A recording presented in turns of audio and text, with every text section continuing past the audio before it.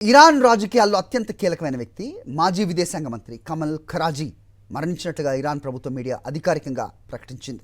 April 1వ తేదీన Israel జరిపిన వైమానిక దాడుల్లో ఆయన తీవ్రంగా గాయపడ్డారు. గత 10 రోజులుగా హాస్పిటల్లో కోమాలో చికిత్స పొందుతున్న ఖరాజీ పరిస్థితి విషమించడంతో తుది శ్వాస విడిచారు. ఇరాన్ విదేశాంగ విధానాలను నిర్దేశించే ఫారెన్ పాలసీ కౌన్సిల్ అధ్యక్షుడిగా ఉన్న ఆయన మరణం ప్రస్తుతం జరుగుతున్న దౌత్య ప్రయత్నాలకు కోలుకోలేని దెబ్బగా విశ్లేషకులు భావిస్తున్నారు. కమల్ ఖరాజీ ఇరాన్ అత్యున్నత నాయకుడు, అయతొల్లా ఖమేనీకి అత్యంత సన్నిహితుడు మాత్రమే కాదు, దేశ విదేశాంగ విధాన్ని శాసించే మేధావి. పాకిస్తాన్ వేదికగా అమెరికా, ఇరాన్ మధ్య జరగాల్సిన అత్యంత కీలకమైన చర్చల పర్యవేక్షణ బాధ్యతను ఖరాజీయే నిర్వహిస్తున్నారు.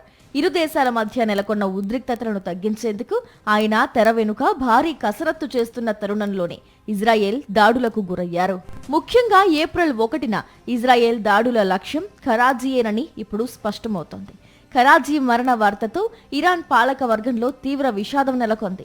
మరోవైపు పాకిస్తాన్లో జరగాల్సిన శాంతి చర్చలపై ఇప్పుడు సందిగ్ధత నెలకొంది. ఇరాన్ విదేశాంగ విధాన మండలికి నేతృత్వం వహించిన కీలక వ్యక్తి లేకపోవడం చర్చల దిశను మార్చివేసే అవకాశం ఉంది. ఖరాజీ మృతికి ప్రతీకారం తీర్చుకుంటామని ఇరాన్ సైనిక వర్గాలు హెచ్చరిస్తూ ఉండటంతో ప్రాంతీయ ఉద్రిక్తతలు మరింత ముదిరేలా కనిపిస్తున్నాయి. కమల్ ఖరాజీ మరణం కేవలం ఒక వ్యక్తి మరణం కాదు, ఇరాన్ దౌత్య వ్యూహానికి పెద్ద విఘాతం.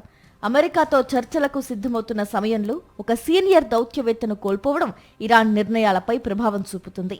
ఇది పరోక్షంగా ఇజ్రాయెల్, ఇరాన్ ప్రత్యక్ష పోరుకు దారితీసేలా ఉంది.